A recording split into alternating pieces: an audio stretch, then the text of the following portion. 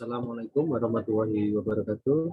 Selamat sore yang kami hormati kepada segenap guru besar, senior, dan sejawat anggota ID.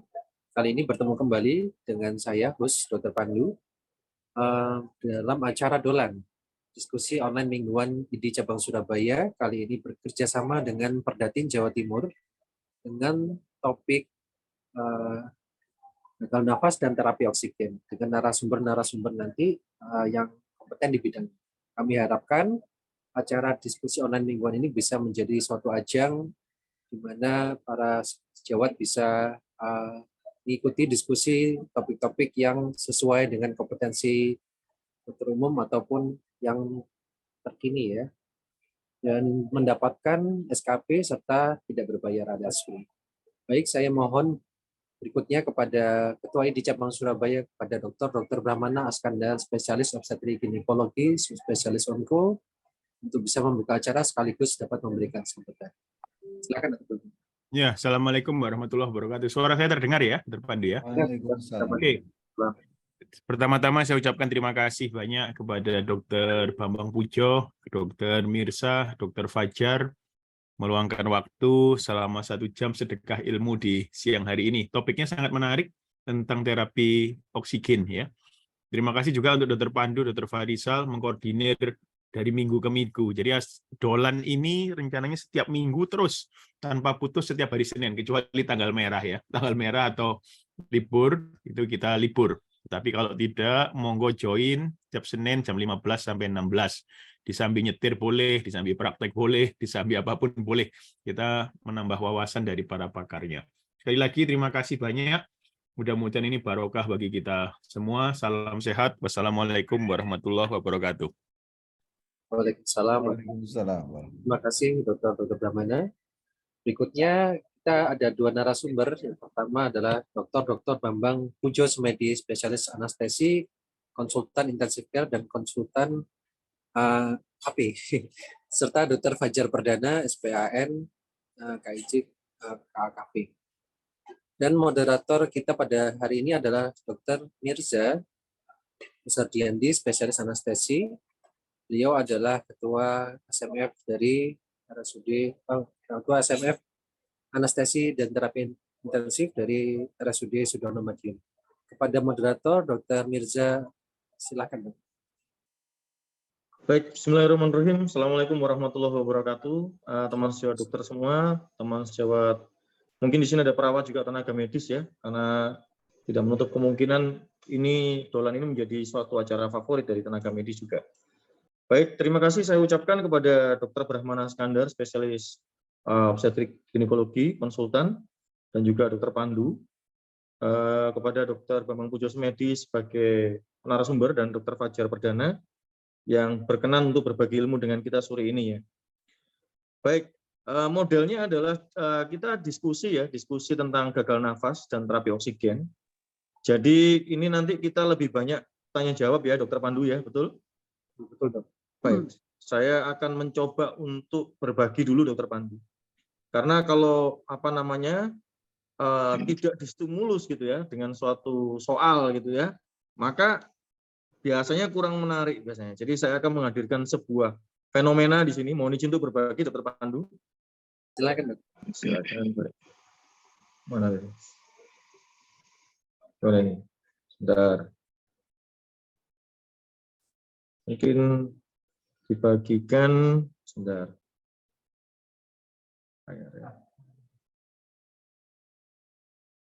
Baik. Bisa dilihat ya di layar ya, teman sejawat dokter semua? Masih belum, Dok? Belum ya? Baik.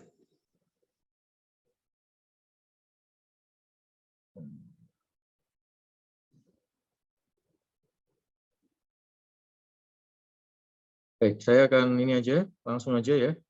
Jadi teman sejawat dokter semua, kita tahu bahwa di dalam terapi gagal napas atau pada pasien gagal napas, kita akan menghadapi suatu permasalahan ya.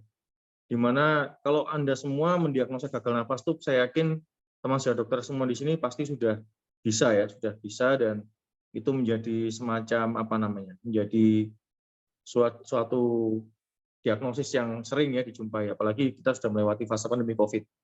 Yang jadi masalah adalah ketika kita menjumpai pasien, ya, kemudian kita dihadapkan pada suatu keadaan di mana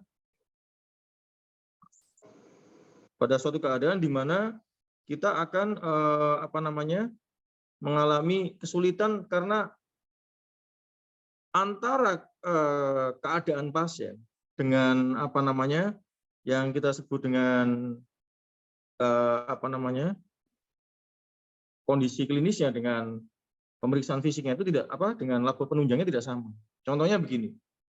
Misalnya kita punya pasien ya dengan saturasi oksigen 96 sampai 99%. Kemudian datang pada kita dan dilaporkan mengalami sesak nafas. Ini antara sesak nafas dengan saturasi 99% atau 96% ke atas, ini tidak cocok gitu ya. Nah, yang terjadi pada kita, yang menjadi ketidakwaspadaan kita adalah kita menjadi tidak waspada terhadap diagnosa gagal nafas karena adanya suatu penggunaan alat yang disebut dengan pulse oximetry yang keliru begitu. Jadi ini akan membuat kita mengalami underdiagnosed dalam suatu keadaan gagal nafas. Tentu saja kalau underdiagnosed maka terapinya menjadi undertreatment. Begitu ya Dr. Bambang Pujo ya. Baik. Untuk itu mungkin saya persilakan Dr. Bambang Pujo untuk memberikan sepatah dua kata sambutan ya. Saya akan mempersiapkan slide-nya dulu. Saya sebenarnya sudah mempersiapkan, tapi mungkin Dr. Bambang Pujo bisa menyampaikan apa sih gagal nafas itu yang jadi masalah apa. Karena Dr. Bambang Pujo ini saya perkenalkan dulu. Beliau ini adalah kepala departemen ya dari anestesi dan terapi intensif di Rumah Sakit Dr. Sutomo Madiun dan sebagai staf pengajar di Fakultas Kedokteran UNER untuk Departemen Anestesiologi, dan beliau ini berkecimpung dalam tata laksana COVID ya, sampai mendapatkan penghargaan nasional untuk dokter teladan di masa COVID, karena beliau ini kalau merawat COVID itu sampai masuk begitu ya. Baik, silakan Dr. Bambang Pujo. Mungkin saya akan menampung pertanyaan dan Dr. Bambang Pujo silakan untuk memberikan pembukaan ya. Jangan lama-lama dokter, mungkin sedikit aja 5 atau 4 slide maksimal. Terima kasih.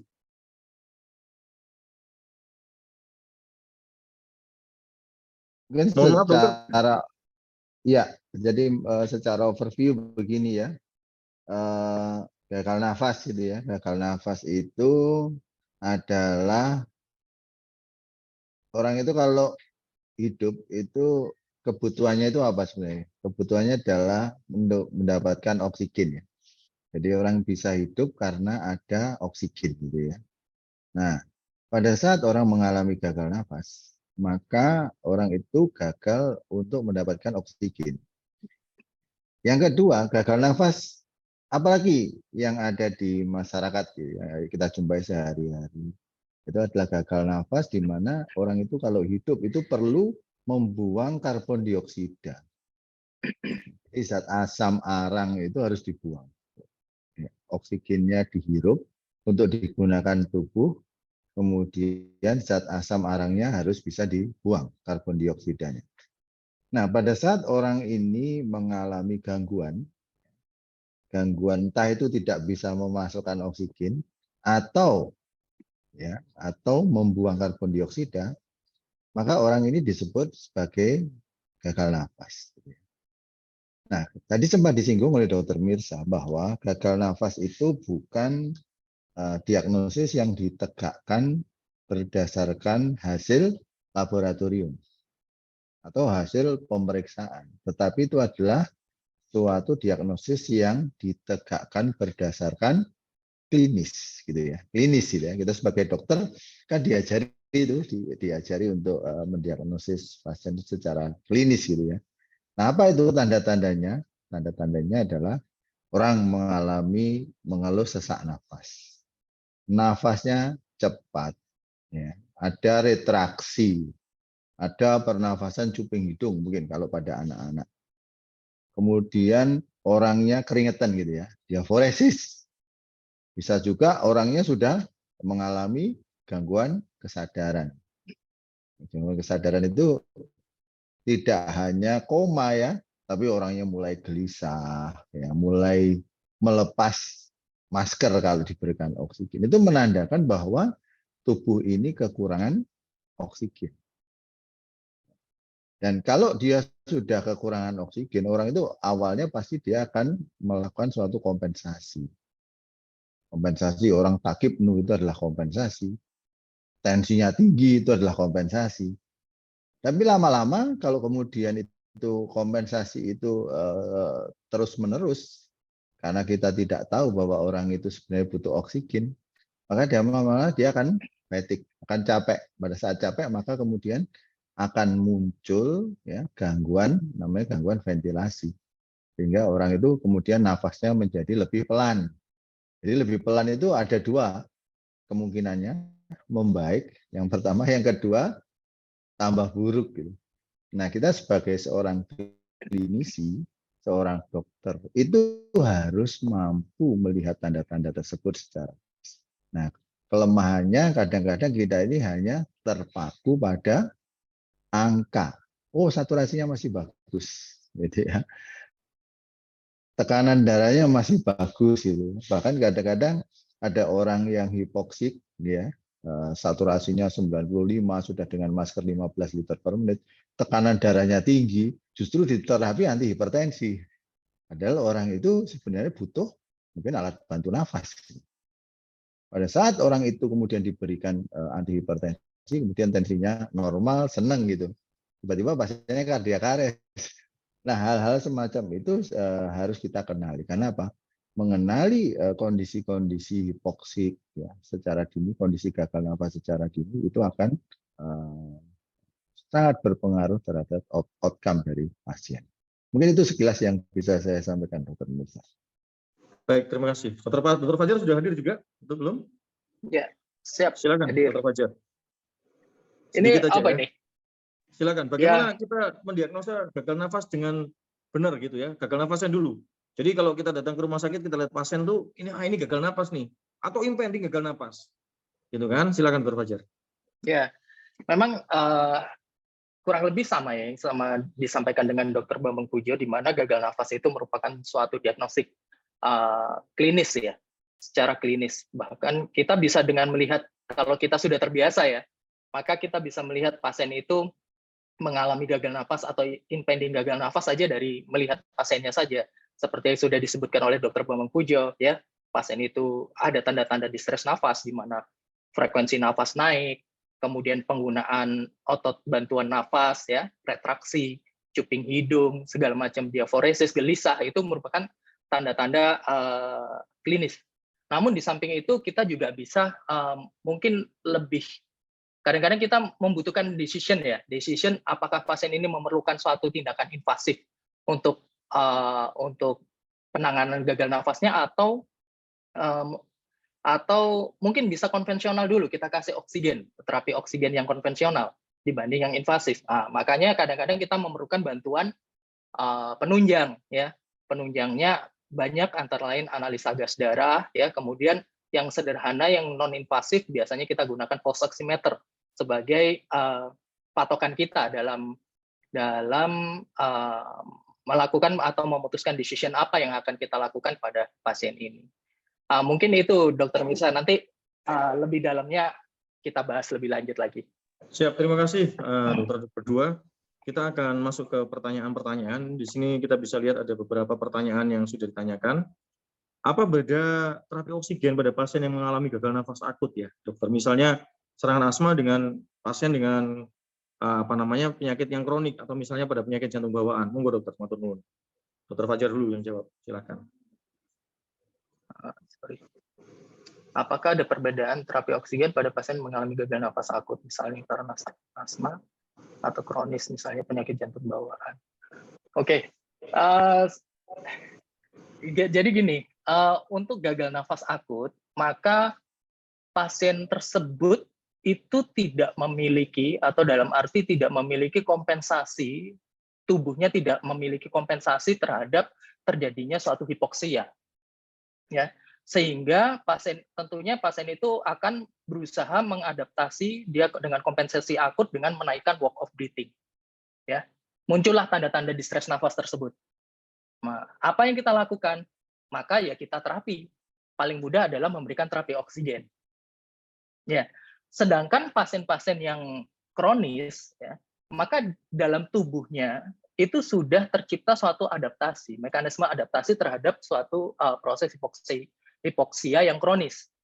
Ya, contohnya pasien-pasien PPOK, ya, itu sudah hipoksia kronis, makanya dia bisa hidup dengan saturasi hanya 88-92, di mana kadang-kadang pasien tersebut memiliki hemoglobin yang tinggi, ya. Itu sama contohnya pada pasien-pasien dengan kelainan jantung bawaan. Tapi kelainan jantung bawaan ini bukan hipoksia ya, karena fungsi parunya baik, lebih ke arah hipoksemia. Ya, hipoksemia karena ada intrakardiak shunt, di mana ada mixing blood yang akhirnya menyebabkan saturasi pulse oximetrinya rendah. Dan biasanya ini juga sudah terjadi suatu kompensasi kronis. Ya, salah satunya seperti polisitemia vera tersebut. Mungkin itu dulu, Dokter Mirsa. Dokter Pujo mungkin ada tambahan.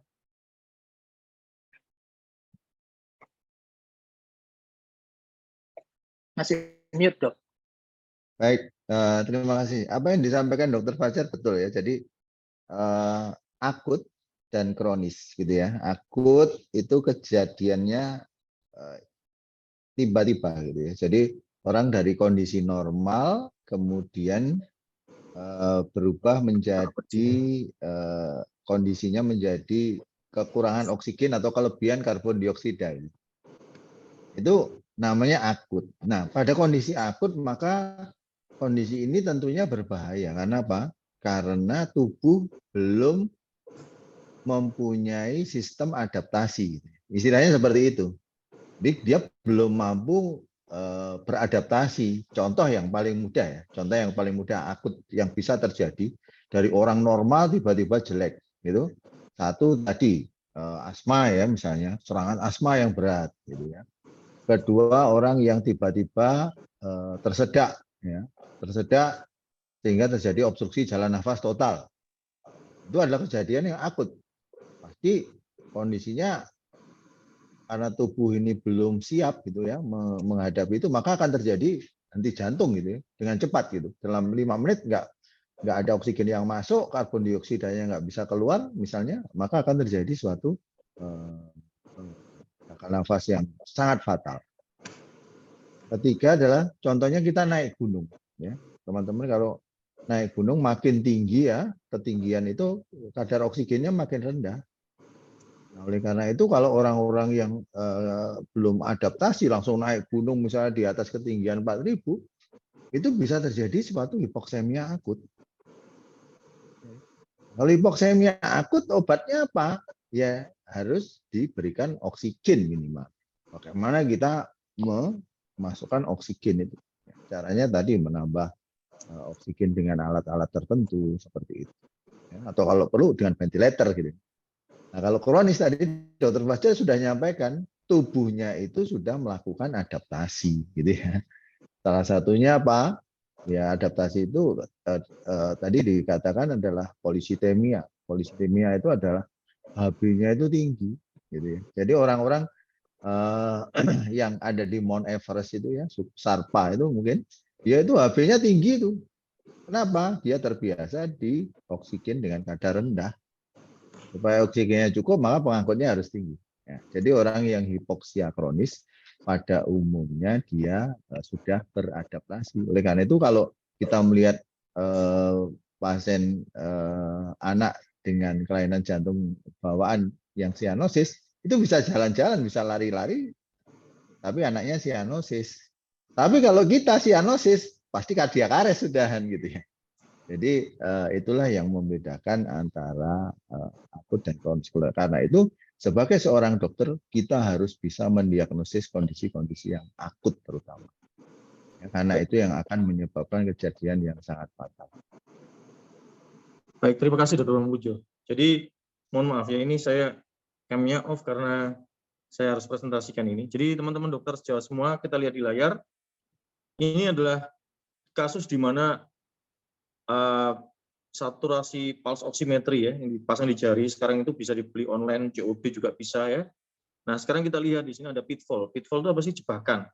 Dan ini banyak dokter yang tidak paham ya, atau tidak tahu kemudian menggunakan data ini semena-mena hanya sebagai satu single data untuk mengambil suatu keputusan. Ini yang bahaya. Bahwa sekali lagi gagal nafas itu tidak digantungkan pada kondisi saturasi yang terbaca pada alat ini. Contoh seperti ini, misalkan kita lihat pasien ini ada saturasi 97%, dengan HT-nya kurang lebih sekitar 66 begitu ya. Pertanyaannya, ini oksigenasinya baik atau tidak gitu ya. Kita mesti tahu ini baik atau tidak. Kita kalau tidak lihat pasien, kita akan menganggap ini baik. Kalau misalkan ternyata pasiennya seperti ini, tidak pakai suplemen oksigen sama sekali, ini pun nanti akan menjawab pertanyaan Dokter Pramana, Dr. Bambang Pujo, monggo nanti dilanjutkan dengan menjawab pertanyaan selanjutnya ya. Ini tanpa oksigen suplemen, atau kita menghirup oksigen 21% dengan saturasi pulse oximeternya 97, heart rate-nya begitu, mungkin ini baik. Tapi kalau kondisinya selanjutnya ya, kalau kita lihat ini ada hitungan-hitungan yang sebetulnya kita bisa menghitung dengan kadar 21% itu katakanlah PaO2-nya sekitar 70 begitu ya. Kalau di blood gas begitu ya. Maka kita bisa menghitung PF rasionya masih di atas 285 yaitu 333. Kita bisa ngomong oksigenasinya atau difusi oksigennya itu normal. Tetapi kalau seperti ini, nyun sewu. Nah, bagaimana apakah orang dengan suplemen oksigen seperti ini dengan flow yang cukup tinggi katakanlah 10 liter per menit gitu ya atau 8 liter per menit, maka kita mengatakan bahwa saturasi pulse 97 itu baik. Tidak ternyata. Karena kalau kita hitung, maka PF rasionya itu sekitar 150 dan ini adalah gangguan oksigenasi. Tetapi sekali lagi, bacaan pitfall dari SpO2 ini yang sering menjebak kita dalam pertolongan pada pasien-pasien ini. Monggo Dr. Bambang Pujo. Mungkin ada masukan untuk ini. Silakan. Iya, betul itu Dokter Mirza. Jadi kita ini kadang-kadang kan nggak punya BGA gitu ya, nggak punya BGA. Makanya kita bisa memperkirakan ya dari grafik ini ya, namanya grafik oksihemoglobin saturation curve gitu ya. Nah, ini kita bisa prediksi nih, kalau orang itu saturasinya 90, maka PaO2-nya itu berkisar antara 60. Itu adalah potongan yang potongan kritis ya istilahnya. Jadi kalau ada orang saturasinya 90, maka kita sudah harus red alert gitu ya. Wah, ini kondisi yang berbahaya gitu ya.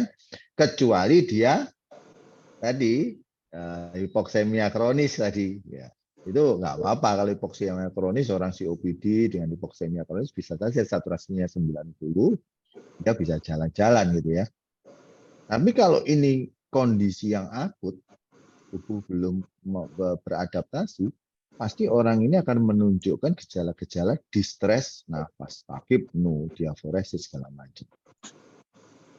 Jadi dari sini sebenarnya kita bisa lihat orang saturasinya misalnya 100 gitu ya. Orang saturasinya 100, maka orang ini PaO2-nya itu bisa 100, bisa lebih dari 100 gitu ya. Seperti itu. Jadi kalau orang saturasinya 100, maka kita harus justru juga harus menurunkan oksigennya karena kita nggak tahu itu sebenarnya PaO2-nya berapa. Dr. Bambang Pujo, mohon maaf Dr. Bambang Pujo. Kalau misalkan pasien itu untuk diagnosis gagal nafas dan saturasi oksigen ini kan alangkah baiknya itu kita gunakan pada saat pasien itu dengan bernapas dengan menggunakan FiO2-nya itu kan 21%, dokter ya, betul? Jadi kita menggunakan kriteria gagal nafas yang berdasarkan saturasi itu, dokter. Kalau kita ikut beberapa kurs itu kan ada kurs itu kan ada yang saturasinya di bawah 90, antara 85 sampai 90 itu kan ada. Nah, itu ternyata menjadi pitfall buat kita bahwa kita mengkategorikan distress hipoksemia ringan sedang berat itu tidak di situ tidak dicantumkan bahwa datanya harus menggunakan FiO2 yang 21% ini. Karena bisa juga pasien itu berada di katakanlah di saturasi 100 atau mungkin 97 seperti pasien tadi yang di sini 97%. Dia mungkin kalau kita tarik di sini sekitar 75, tapi ternyata FiO2-nya kalau boleh kita lihat ternyata dia pakai 100%. Ini kan berbahaya, dokter. Pripun, dokter? Bagaimana dokter menjelaskan ini? Iya. Jadi itu penting. Jadi kesesuaian antara saturasi dengan kadar oksigen yang dihirup. Itu sangat penting untuk diperhitungkan. Jangan hanya melihat saturasi oksigennya saja. Saturasi orang dengan 97 tapi dia menggunakan masker dengan reservoir 15 liter per menit, ya pasti orang itu sebenarnya sudah terjadi suatu shunt gitu ya, shunting gitu yang cukup berat gitu. Jadi kita harus melihat kesesuaian antara oksigen yang digunakan dengan saturasi. Selain tanda-tanda klinis itu justru menjadi sangat penting. Terima kasih Dr. Bambang Pujo atas ilmunya, luar biasa.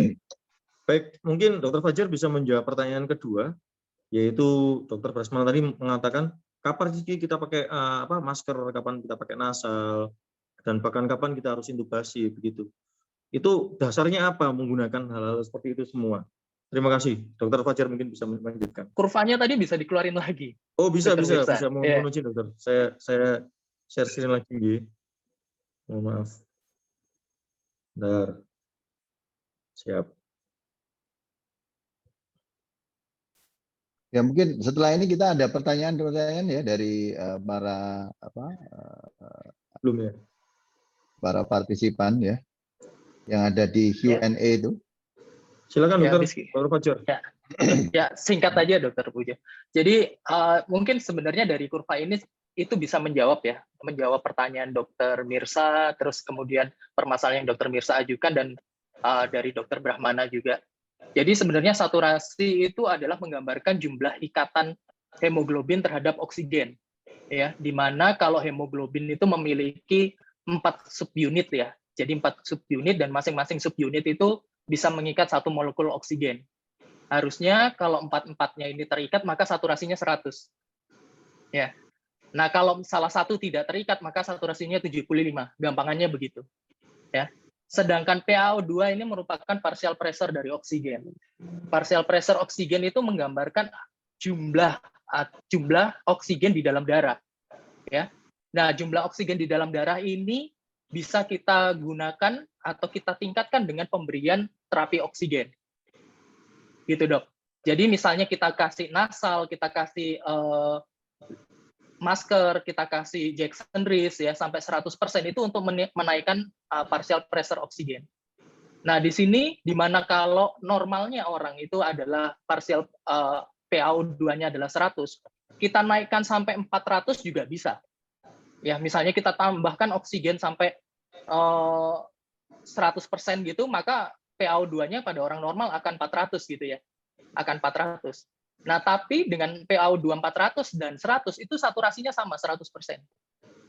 Ya, karena yang diikat sama hemoglobin ya hanya yang dibutuhkan saja, sisanya itu hanya terlarut dalam plasma. Di mana oksigen yang terlarut dalam plasma itu tidak memiliki peran dalam delivery oksigen, di mana delivery oksigen itu tujuan utama kita melakukan resusitasi, memperbaiki hantaran oksigen ke jaringan. Yang terlarut di dalam plasma itu tidak terlalu memiliki pengaruh tinggi. Nah, itulah kenapa kita tidak boleh memberikan terapi oksigen berlebihan, di mana oksigen yang tidak terpakai, yang terlarut dalam plasma kalau terlalu berlebihan, itu akan menyebabkan suatu hiperoksia atau akhirnya menyebabkan oksigen toxicity. Gitu. Jadi panduannya sebenarnya ya dari sini bisa kita lihat dokter. Jadi target saturasi kita pada pasien ini berapa? Itu kita naikkan incremental dengan menggunakan oksigen. Atau kita misalnya kita kasih 100% dulu, ternyata tercapai saturasi 100. Kira-kira PO2-nya pasti di atas 100 nih. Gitu. Maka kita turunkan. Kita turunkan sampai simple mass masih 100. Oh, berarti PO2-nya masih di atas 100 gitu. Berarti fungsi taruhnya masih cukup baik gitu ya. Akhirnya kita turunkan sampai nasal, saturasinya juga masih 100. Mungkin PO2-nya juga, mungkin kalau kita kasih nasal udah di atas sekitar 200-an gitu. Nah, ini yang menjadi pemikiran kita untuk memberikan terapi oksigen itu adalah tetap menggunakan target saturasi gitu. Di mana target saturasi kita misalnya kalau ini suatu akut case, maka 95 sampai 100 adalah target kita dalam melakukan resusitasi, pemberian terapi oksigen. Itu dengan menggunakan apa? Menggunakan fraksi inspirasi oksigen terendah dengan untuk mencapai saturasi tersebut gitu. Misalnya dengan nasal aja tercapai 95, maka nasal cukup. Mungkin itu, dokter. Mungkin dokter Pujo atau dokter Mirsa ada tambahan. Dokter, saya mau tanya nih, mungkin nanti mewakili teman-teman juga. Kalau misalkan kita datang pasien ini kan sudah kadang-kadang rujukan itu udah pakai oksigen masker gitu ya, sudah 100%, 8 liter gitu. Saturasinya kan 100, Dok. Boleh nggak misalkan saya lepas nih oksigennya, kan dia bernapas pakai 21%.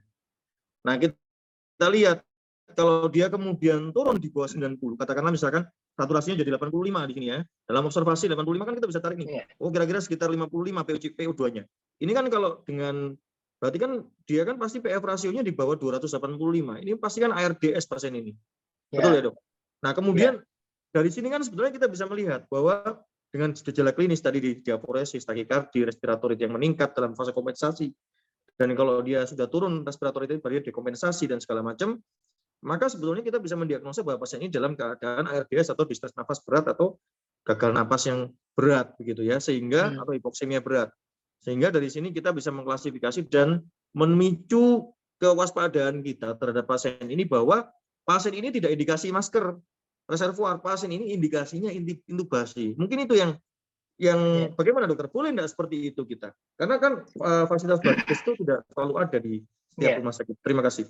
Ya, jadi izin dokter Pujo. Jadi ada dua cara. Kalau misalnya pasien itu dengan simple mask atau masker reservoir datang dengan saturasi 100. Ini bagus atau enggak nih pasien gitu ya. Nah, satu cara adalah mengetahui dia baik atau tidaknya memang dilepas. Ya, atau diturunkan incremental. Itu mungkin lebih bijaksana ya, lebih wise. Jadi kita turunkan fraksi inspirasinya dari simple masker reservoir menjadi simple mask, menjadi nasal, kita lihat gitu. Jadi tidak langsung dilepas. Nah, atau cara kedua adalah menilai PF rasio. Ya, yang seperti Dokter Mirsa tadi contohkan untuk menilai derajat severitas dari ARDS-nya atau gagal nafasnya, dari gagal nafasnya. Itu dengan menilai PF rasio. Jadi nggak perlu kita intervensi melepas oksigen. Kadang-kadang melepas oksigen harmful. Contohnya kalau dulu pasien COVID kita lepas oksigen sebentar, naiknya setengah mati gitu.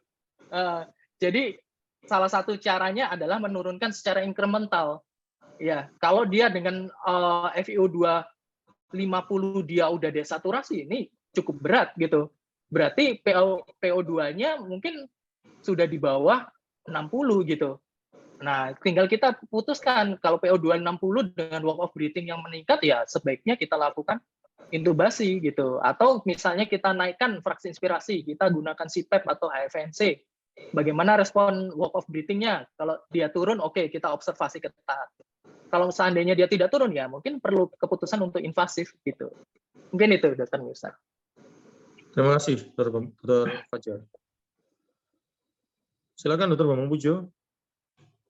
Ini ada banyak pertanyaan. Saya setuju dengan Dr. Fajar ya. Saya setuju itu dengan Dr. Fajar. Jadi jangan sampai kita melakukan suatu cara diagnostik yang justru itu bisa berbahaya, gitu ya. Lebih baik kalaupun kita melakukan ya tadi, jangan sampai tambah turun saturasinya terus nggak sulit kembali, itu nanti fase hipoksemia yang lama itu juga akan mempengaruhi outcome nanti. Dr. Bambang Pujo, kita mendapatkan beberapa pertanyaan yang jawab Dr. Fajar ya.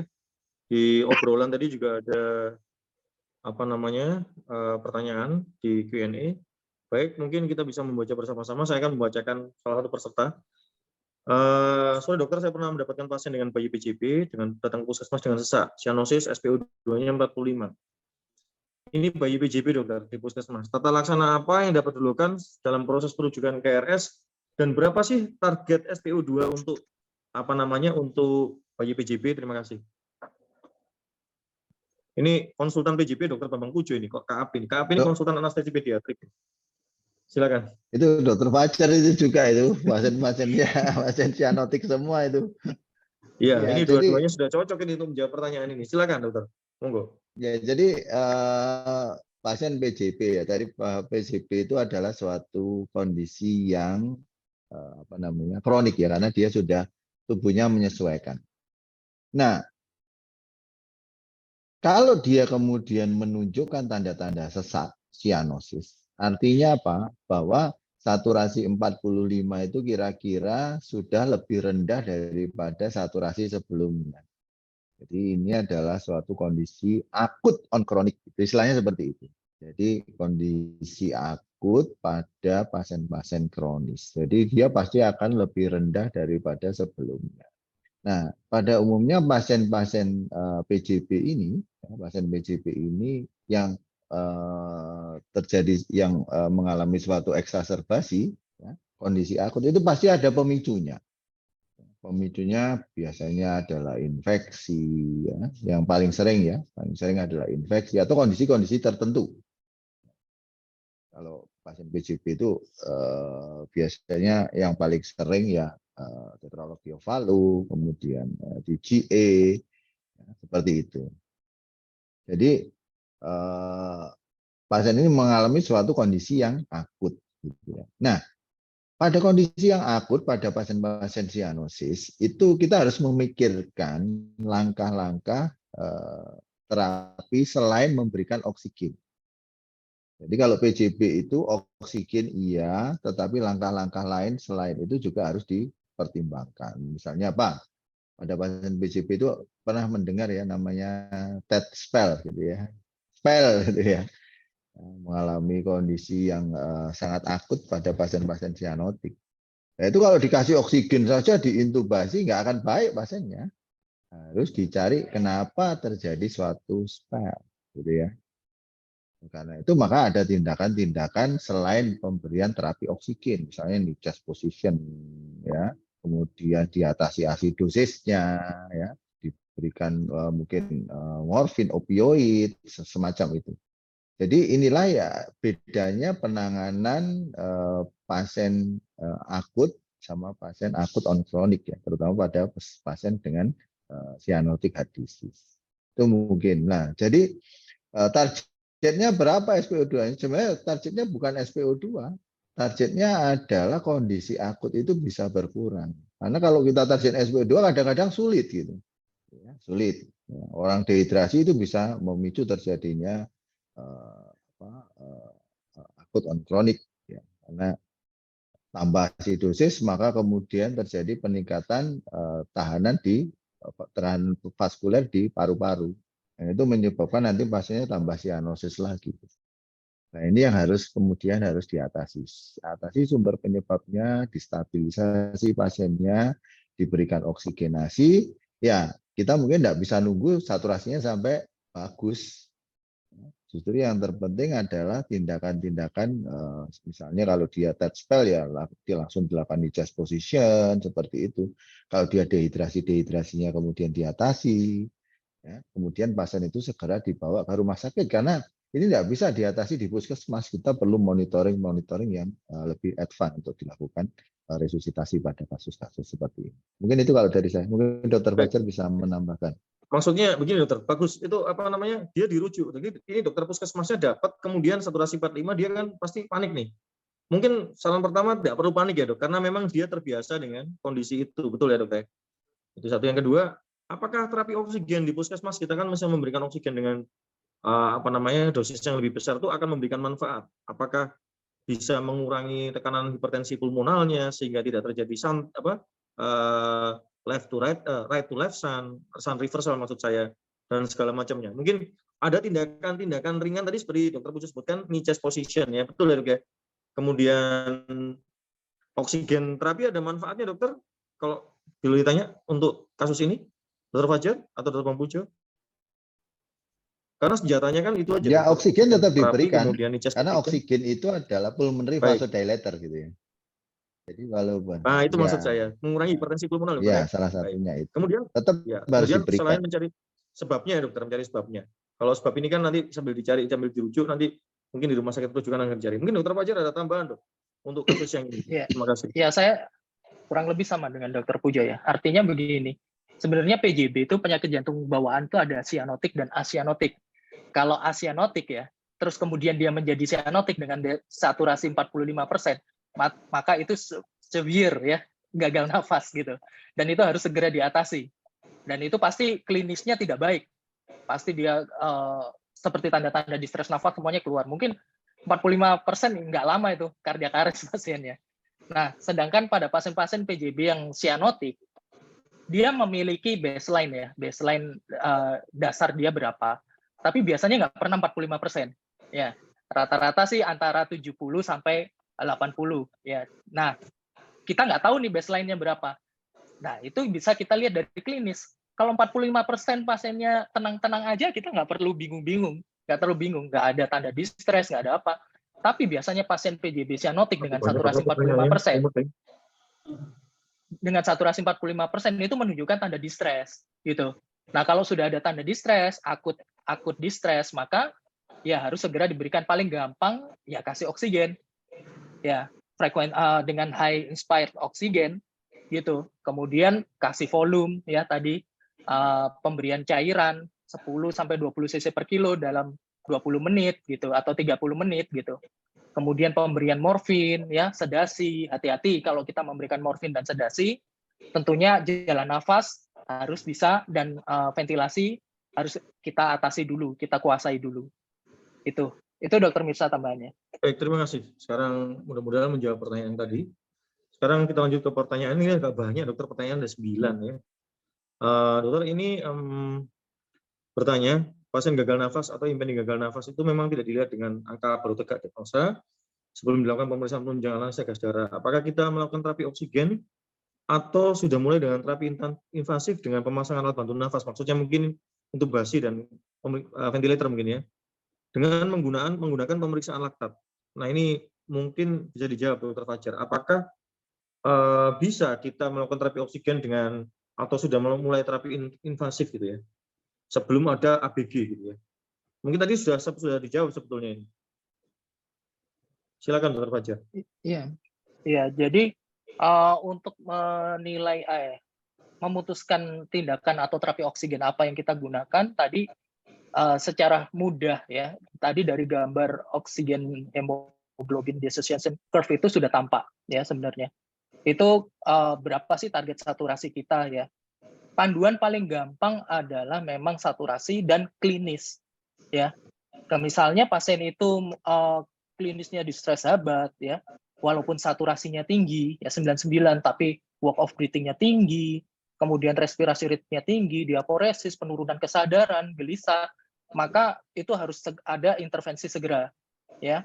Artinya dengan menggunakan terapi oksigen konvensional aja tidak teratasi, mungkin perlu jatuh ke terapi invasif gitu ya. Itu nggak perlu nunggu analisa gas darah gitu. Kalau kita nunggu analisa gas darah, maka decision atau tindakan kita akan menjadi terlambat. Nah, apalagi dengan pemeriksaan laktat. Laktat itu juga keluarnya lebih lama lagi dibanding analisa gas darah sebenarnya. Jadi laktat itu tidak bisa menjadi evaluasi atau panduan kita dalam melakukan decision making, tapi bisa menjadi bahan evaluasi atau target resusitasi kita sudah sejauh mana, sehingga nilai laktat itu menjadi dari baseline-nya menjadi yang awalnya tinggi menjadi turun, artinya resusitasi kita itu berhasil gitu. Mungkin itu, Dokter Pujo mungkin. Baik, Dokter Pujo ada tambahan, Dokter? Kita lanjutkan kalau tidak ada. Ya, ini ada lanjutkan aja. Sudah cukup saya ada kira. Pertanyaan tentang Dokter Fajar. Vaksinasi nih. Ada pasien divaksinasi, kemudian dengan Pfizer gitu ya. Kemudian setelah divaksinasi 40 menit itu pasien mengeluh nyeri dada dan sesak nafas. Tekanan darah normal, nadinya 130 sampai 150, akram hangat. Ini sebenarnya pasien sadar penuh, merah. Saturasi normal di atas 95% dengan oksigen sepertinya 21% ya ini ya. Kalau tidak disebutkan begini. Nah, kemudian lewat mengeluh seperti ini juga 2 tahun yang lalu. Apakah ini termasuk gagal nafas akut akibat vaksin? Baik, monggo dokter. Kok sepertinya ini anafilaksis sepertinya, tapi monggo silakan. Iya, jadi silakan dokter. Jadi betul ya. Jadi gagal nafas itu bisa apa saja penyebabnya. Salah satunya adalah anafilaktik juga bisa ya. Anafilaktik bisa menyebabkan gagal nafas kalau dia menyebabkan angioidim atau menyebabkan bronchoconstriction yang berat gitu. Itu akan menyebabkan terjadinya suatu gagal nafas akut. Ya. Jadi kalau pasien ini dikatakan gagal nafas atau tidak, ya kemungkinan ini adalah suatu gagal nafas, gitu ya, gagal nafas. Oleh karena itu pasien seperti ini tidak boleh dipulangkan langsung gitu ya, harus diobservasi. Harus diobservasi karena apa? Kita nggak bisa melihat hanya saturasinya normal, tetapi kalau orang sudah 130 sampai 150 nadinya, kemudian dia secara klinis mengeluh ya, sesak nafas, maka artinya orang itu kemungkinan work of breathing-nya juga sudah tinggi gitu ya. Kalau dia mengeluh sesak nafas ini pasti respiration rate-nya mungkin juga sudah naik. Apalagi kalau ada tanda-tanda secara klinis, misalnya dia ada retraksi, ya, kemudian ada wheezing, mungkin ada stridor, itu mungkin kita mengarah gagal nafas yang disebabkan karena suatu reaksi anafilaktik. Jadi pasien-pasien begini jangan dipulangkan. Ini harus diobservasi justru di rumah sakit ya, minimal 1 kali 24 jam lah. Jangan dipulangkan, ini bahaya, ini bisa dan nanti jadi kejadian tidak diinginkan akibat vaksin gitu ya. Jadi seperti itu. Kalau kita melihat adalah kita harus melakukan suatu analisis risiko ya. Analisis risiko itu sangat penting ya untuk kelangsungan hidup dari pasien. Itu dari saya. Terima kasih. Baik, terima kasih dokter. Menyambung pertanyaan selanjutnya. Ini ada peserta tanya tentang kriteria ROX index, dokter. Dulu di COVID itu kan kita pakai ROX index untuk eskalasi oksigen terapi ya.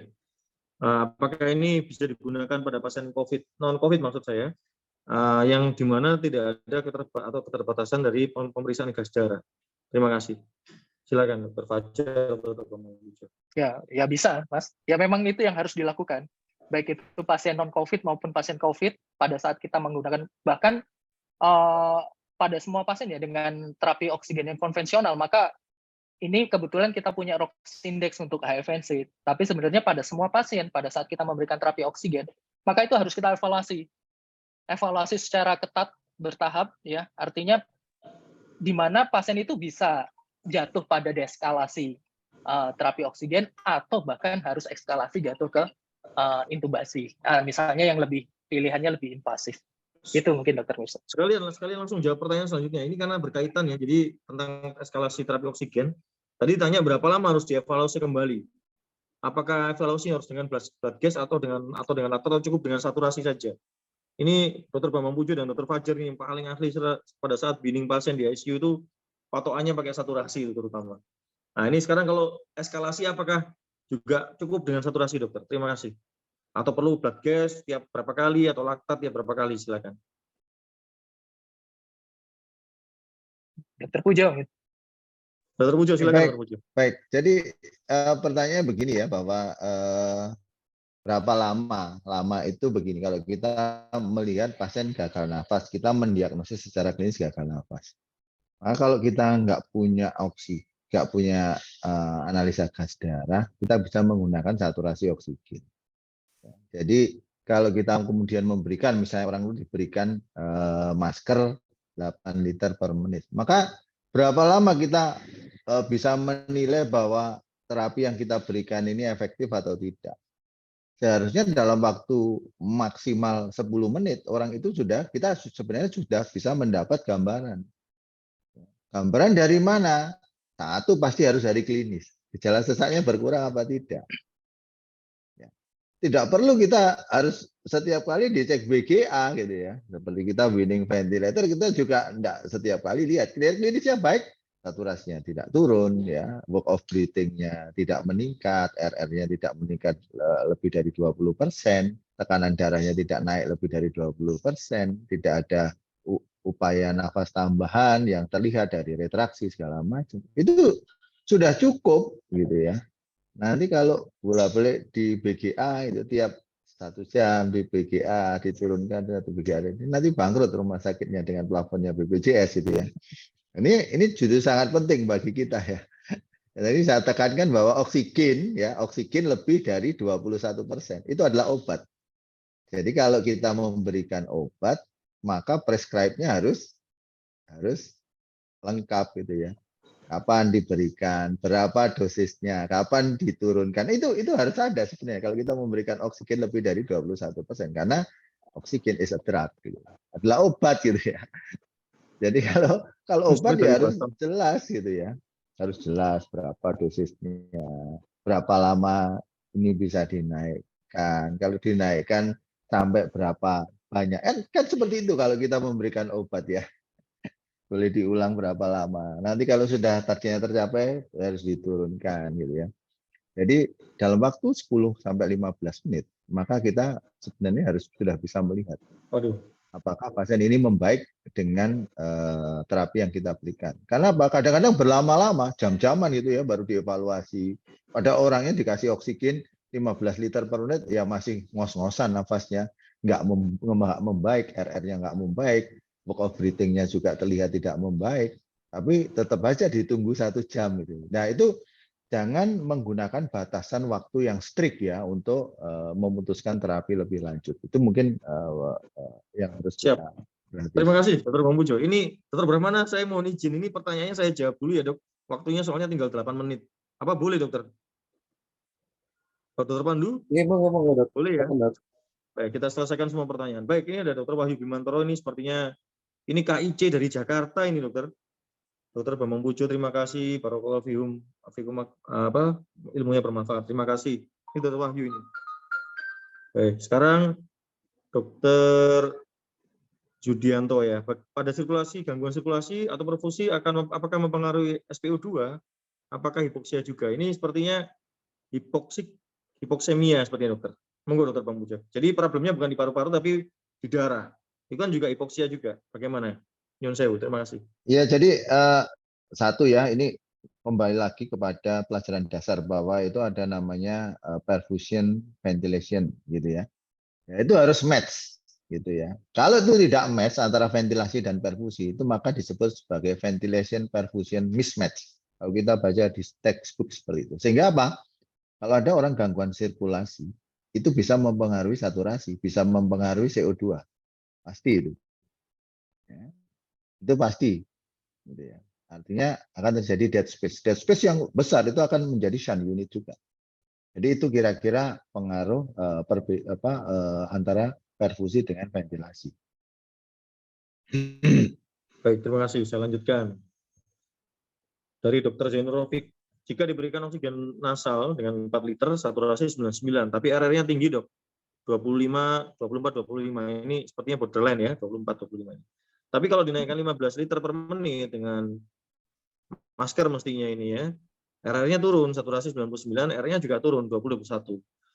Tapi diturunkan ke simpel masker, RR naik. SpO2-nya juga 100. Ini bagaimana, Dokter? Apakah diturunkan atau bagaimana? Jadi klinisnya dengan saturasinya sama, cuman klinisnya aja yang naik. Bagaimana, Dokter? Terima kasih. Silakan, Dokter Fajar. Ya. Kalau dikasih nasal, naik. Tapi Ya. dikasih masker 100% NRM turun. Ya, sebenarnya kalau RR-nya. misalnya masalah oksigenasi, ya, ini sudah tercapai target. Ya, kalau RR naik, ini apakah ada problem lain? Misalnya pasiennya febris, dehidrasi, ya, hipovolemi, itu harus dicari dulu, gitu. Sama kayak yang kasus yang di bawah sama. Sebenarnya kalau dia dengan nasal saja 99%, pasti PO2-nya udah tinggi nih, gitu. Ya, PO2-nya sudah tinggi. Jadi dicari faktor lain apa yang menyebabkan dia respirasi rate-nya naik, masalah metabolik bukan masalah melulu masalah respiratorik. Mungkin itu Dr. Mirsa singkatnya. Baik, terima kasih. Selanjutnya ya Dr. Fajar ya. Ya. Kalau kondisinya asidosis atau alkalosis pada blood gas atau darah kita mengalami kondisi asidosis atau alkalosis itu, asam basa itu pengaruh nggak dengan kadar oksigen? Ya, sangat berpengaruh ya. Contohnya misalnya begini. Contohnya oxygen dissociation curve tadi ya. Pada keadaan asidosis, hipertermi ya, kemudian keadaan CO2 tinggi, maka curve-nya itu akan Putus ya. Putus Dokter Fajar sepertinya. Ya. Mungkin Ya, betul. bukan kepada kadarnya dokter ya, tapi pada pelepasannya Dokter Ya, Bang Pujo, betul. Jadi ikatan pada hemoglobin dan loading oksigen unloading itu oksigen ya. Loading oksigen ke jaringan dok ya. Antara kalau asidosis itu kalau nggak salah dia lebih gampang unloading, betul nggak? Betul. Lebih gampang melepas ke jaringan. Jadi oksigen di jaringannya lebih baik. Tetapi dalam tanda kutip asidosisnya tidak berat ya Dokter Bang Pujo ya. Kalau dokter asidosisnya berat, maka selnya juga rusak. Dokter Fajar tadi keputus, dokter. Iya, terlempar. Betul. Ya. Tadi tapi sudah dijawab oleh Ya. Dokter Bambang Pujo. Oke. Terima kasih. Saya lanjutkan ya, Dokter Bambang Pujo ya. Baik, jadi asidosis dan alkalosis bukan pengaruh pada kadar, tapi pengaruh pada unloading dan loading. Artinya melepas oksigen ke jaringan atau ikatannya dengan hemoglobinnya. Baik, ini ada peserta juga. Ini ada pasien datang ke puskesmas 5 hari sesak. Ada batuk dan sesak. Saturasi 92, ada ronki tanpa bisi. Leukosit 16.000.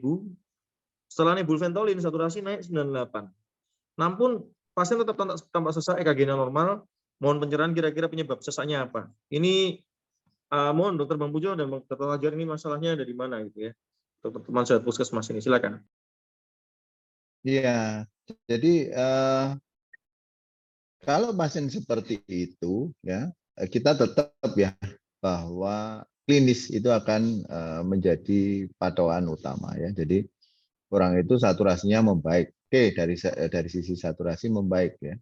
Tapi kita harus tetap kalau dia membutuhkan oksigen ya, dia diberikan berapa itu oksigennya itu?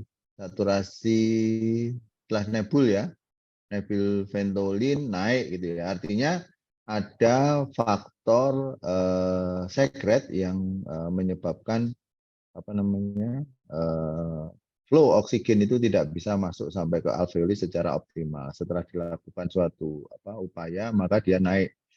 Tapi pasien masih tampak sesak. Ya. Maka dalam kondisi ini kalau pasiennya itu masih tampak sesak, maka kita secara klinis ya, itu menyatakan bahwa pasien ini belum baik, gitu ya. Belum baik. Jadi kondisi seperti ini harus kalau itu pasien yang di puskesmas ya harus kita sarankan untuk dirawat di rumah sakit.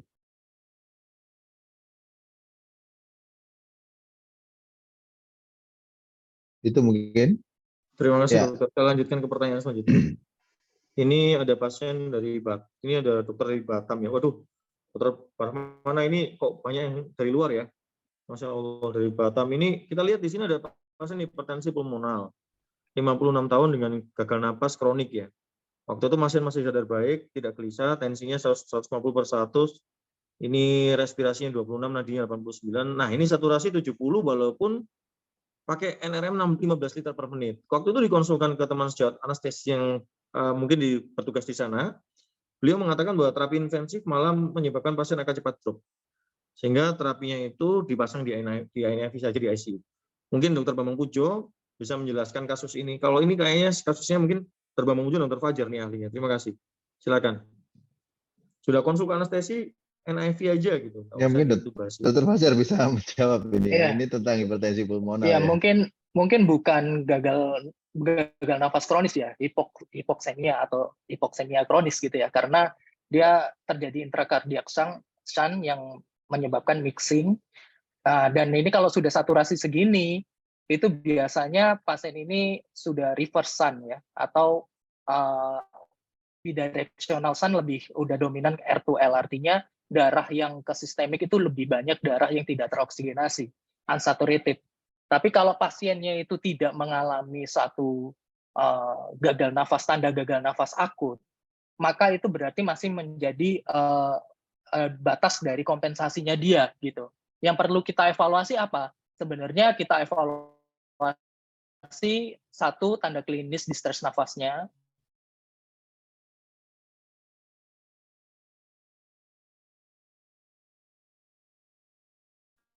Kedua, cek laktatnya. Ya, seandainya laktatnya naik dan ada tanda-tanda bahwa pasien ini mengalami suatu hipoperfusi, ya, hipoperfusi jaringan, maka memang perlu pemberian terapi oksigen. Nah, pilihan terapi oksigen apa? Ya, memang pada pasien ini biasanya sudah mengalami suatu end stage ya. Kalau dia benar PH ya, pulmonal hypertension dengan saturasi 70, dan dia sudah lama seperti ini, maka dia end stage. Dan biasanya kita hanya memberikan konvensional terapi oksigen dan obat-obatan pulmonal vasodilator. Gitu. Nah, itu tergantung dari berikut kita memberikan penjelasan kepada keluarga mengenai ini. Kalau misalnya ini domainnya atau dasarnya adalah ASD, ini pun nggak bisa dilakukan operasi. Gitu. Mungkin itu Dokter Mirsa. Terima kasih Dokter Fajar. Saya lanjut 4 pertanyaan lagi. Insya Allah selesai sedikit lagi ya. Dan kalau ada pertanyaan yang lain, silakan boleh japri atau WA atau apa namanya email ke IG, nanti akan diserahkan pada narasumber yang bersangkutan.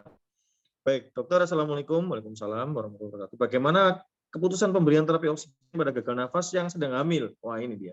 Ini ada hubungannya dengan dokter Brahmana ini. Apakah terdapat pertimbangan tertentu dalam menentukan metode atau jalur pemberian terapi oksigennya? Terima kasih, dokter. Ini silakan dokter Fajar dan dokter Bambang Pujo. Ada dokter Brahmana juga yang sudah hadir di sini. Silakan. Dokter Bambang Pujo dan dokter Fajar. Pasien hamil gagal nafas nih. Ini dia. Bagaimana cara membangun terapi oksigennya? Targetnya sama saja ya. Jadi target kita ini sama. Jadi pada pasien hamil ya, targetnya sama dengan pasien gagal nafas biasa. Dan pasien hamil ini kita juga harus hati-hati karena di situ ada janin.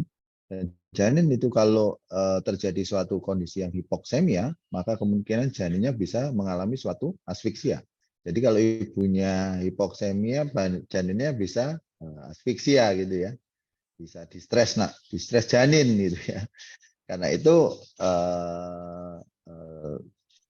distres nafas pada ibu hamil atau gagal nafas pada ibu hamil juga harus bisa kita deteksi secara dini. Karena itu malah justru menyangkut dua nyawa gitu ya, dua nyawa.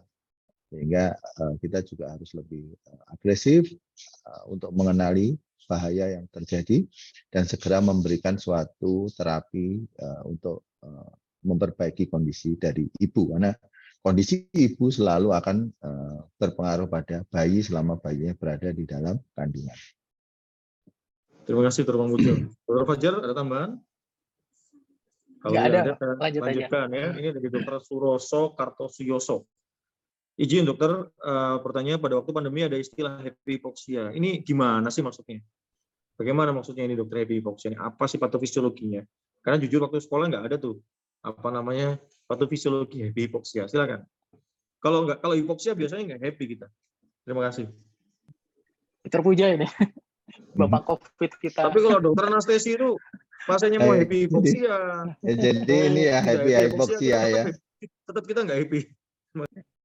Ini happy hypoxia itu sebenarnya adalah suatu istilah ya, di mana itu merupakan terminologi untuk mendeskripsikan suatu keadaan hipoksemia, di mana kadar oksigen arterinya itu rendah, lebih rendah dari normal, namun tanpa disertai distres nafas atau keluhan dyspnea gitu ya.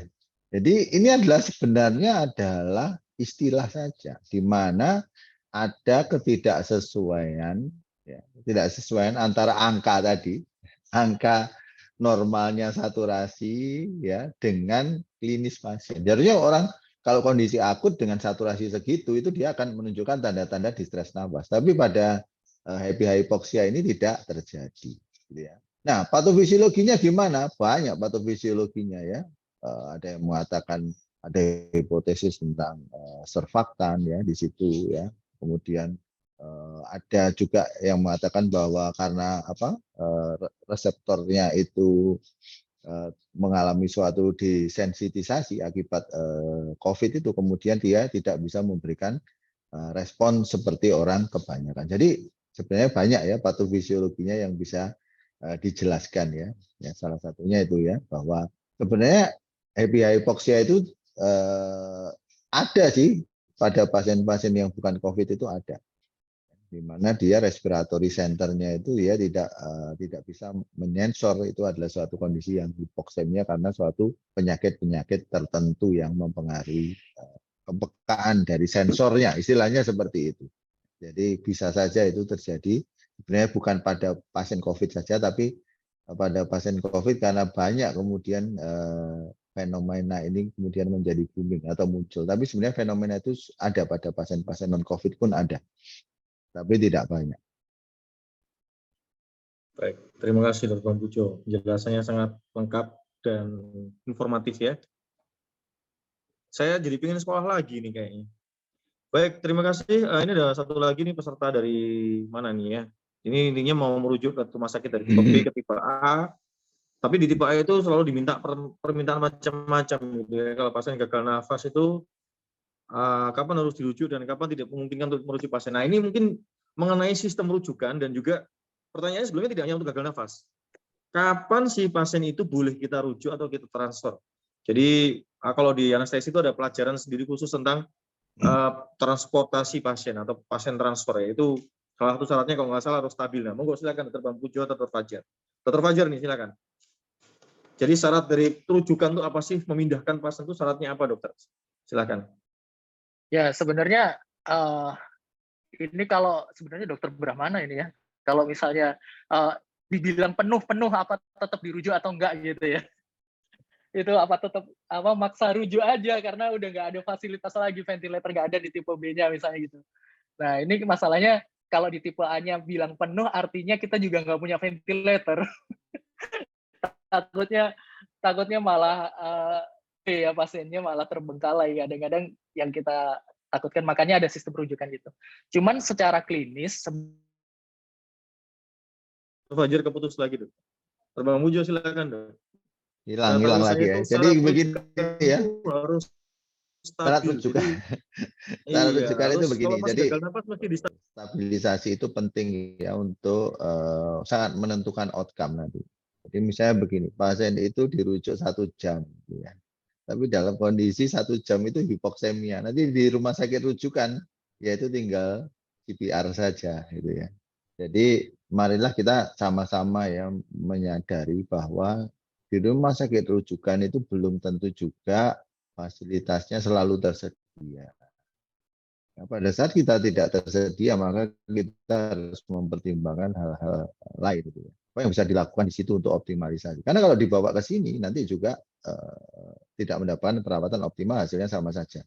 Yang kedua, apakah pasien ini pasien yang istilahnya reversible atau irreversible. Misalnya pasien itu sesak, tapi dia CA yang sudah advance, berkali-kali sudah operasi, sudah metastasis kemana-mana, terus maksa dirujuk gitu. Itu juga tidak bijaksana sebenarnya. Kenapa? Karena nanti di sini juga tidak dilakukan apa-apa, karena itu suatu palliative disease.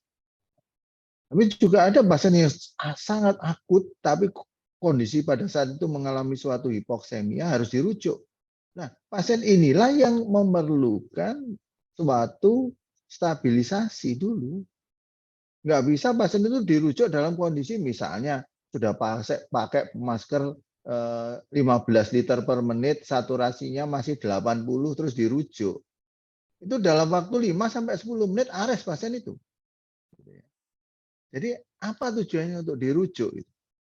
Justru pasien seperti itu harus distabilisasi dulu. Mungkin perlu dilakukan intubasi. Setelah diintubasi mungkin dilihat saturasinya bisa mencapai target minimal atau tidak. Setelah itu baru kemudian dirujuk. Itu artinya bahwa rujukan yang kita lakukan itu tidak mubazir. Indikasinya tepat, pasiennya tepat, sudah dilakukan stabilisasi, nanti outcome-nya akan baik. Gitu ya. Jadi jangan merujuk itu hanya untuk melempar tanggung jawab. Oh, di sini nggak iso, ya ada alat, sudah dirujuk aja. Siapa yang rujuk? Ya sudah siapa saja yang rujuk. Nah itu justru tidak tepat. Harusnya yang rujuk adalah orang yang berkompeten bisa menangani kondisi-kondisi itu apabila terjadi perburukan di tengah jalan.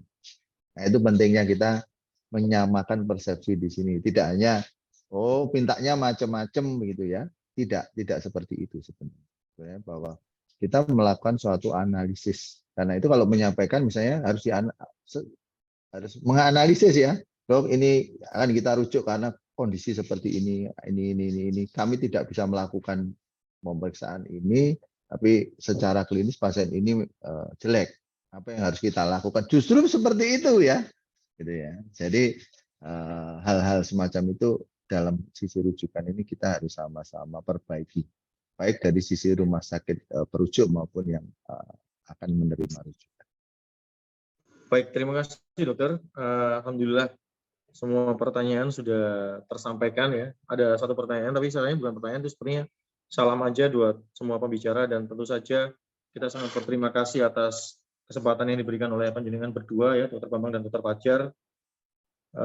Juga IDI yang sudah memfasilitasi pertemuan ini luar biasa. Dr. Brahmana ada 720 berapa tadi ya, 22 atau 25 tadi. Baik, saya akan mencoba untuk merangkumkan supaya kita ada take home message gitu ya. Jadi kalau kita harus ngobrol-ngobrol itu panjang lebar, nanti supaya tidak lupa, ini ada take home message buat kita semua. Nomor 1, teman sahabat dokter semua, diagnosis gagal nafas itu tidak boleh hanya dengan angka saturasi oksigen ya, itu yang penting. Kita mesti lihat klinis pasien. Nah, bagaimana kalau pasien tidak ada tanda distress nafas seperti pada keadaan hipoksia? Maka kita harus melihat saturasi yang kita kombinasikan dengan pemeriksaan fisik yang lain atau pemeriksaan penunjang yang lain ya. Itu. Kemudian ketika kita melihat saturasi oksigen, jangan lupa kita melihat berapa persen oksigen yang dihirup oleh pasien ini. Atau kita simpulkan berapa sih fraksi inspirasinya, apa oksigen terapinya, pakai nasal berapa liter, pakai masker berapa liter, karena itu akan mempengaruhi derajat dari gagal nafas pasien tersebut. Dan jika kita sudah mendapatkan pasien dengan oksigen 100% yang datang ke rumah sakit atau ke UGD atau yang kita temui ya, yang kita periksa begitu dengan kecurigaan gagal nafas, maka dengan terapi oksigen yang tinggi mencapai saturasi 100% tidak boleh langsung dilepas, itu berbahaya. Maka kita turunkan bertahap, decremental, jadi bertahap konsentrasi oksigen yang dihirup dengan misalkan setelah masker reservoir kita turunkan dengan masker simple 8-10 liter, kemudian misalkan dari 10 liter kita turunkan 8 liter, 8 liter kita turunkan 6 liter. Kalau sudah 6 liter apa? 4 liter berarti pakai nasal. Kita lihat observasi saturasi oksigennya dan klinisnya tentunya. Ketika tidak ada kenaikan dari kebutuhan oksigen demand-nya, tidak sesak pasiennya, RR-nya tidak naik, kemudian tidak ada tambahan tanda dasar distress nafas yang makin memberat ya, dan juga tidak terlihat diaforesis dan gejala yang lain, takikardi dan segala macam, maka kita bisa turunkan oksigennya sampai pada keadaan yang paling minimal, di mana saturasinya di atas 95% ya, 95%. Nah, yang terakhir, kita perlu tahu bahwa desaturasi oksigen itu tidak hanya oksigennya problemnya ada di breathing atau pernafasan, tapi kita juga berpikir problemnya adalah ada di jalan nafas juga bisa, seperti pada kasus asma tadi, kasus akut ya. Juga bisa problemnya ada di sirkulasi, misalkan pada penyakit jantung bawaan tadi ya. Kemudian juga pada pasien-pasien dengan gangguan sirkulasi, misalkan pada perdarahan, pada pasien-pasien dengan hipovolemi, begitu ya, pada pasien-pasien sepsis, dan juga jangan lupa juga bisa terjadi permasalahan pada alatnya.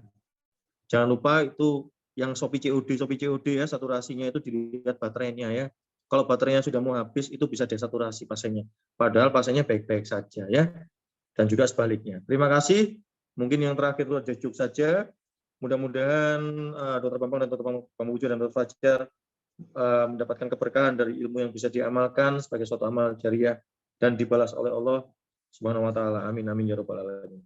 Saya kembalikan lagi untuk selanjutnya Dr. Pandu Habibi untuk memegang acara ini untuk closing dan Dr. Brahmana. Kami dari tim ya, saya sebagai moderator mohon maaf bila ada salah kata dan kami semua juga mohon maaf bila ada kesalahan, dan ilmu itu semua berasal dari kami dan semua yang hak atau benar berasal dari Allah Subhanahu wa taala. Terima kasih. Assalamualaikum warahmatullahi wabarakatuh. Monggo Dr. Pandu. Waalaikumsalam. Baik, terima kasih moderator Dr. Mirza telah memandu acara dengan sangat baik sekali, luar biasa, pesertanya 700 lebih, pertanyaan juga banyak tadi hal-hal baru mungkin yang juga baru saya dengar mengenai gagal nafas dan terapi oksigen dengan narasumber yang luar biasa, Dr. Bambang Pujo Sumedi dan Dr. Fajar Perdana. Terima kasih Dok, Dr. Pujo, Dr. Fajar, Dr.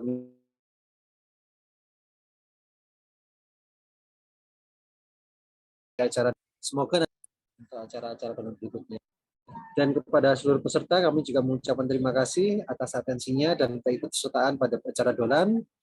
Nantikan Dolan setiap hari Senin pada jam 15 sampai jam 16 WIB. Semoga bermanfaat. Kurang lebihnya mohon maaf. Terima kasih. Assalamualaikum warahmatullahi wabarakatuh. Selamat sore. Waalaikumsalam. Terima kasih. Terima kasih semua. Terima kasih. Mas Brahmana, Dr. Pandu. Terima kasih. Terima kasih Dr. Pujo.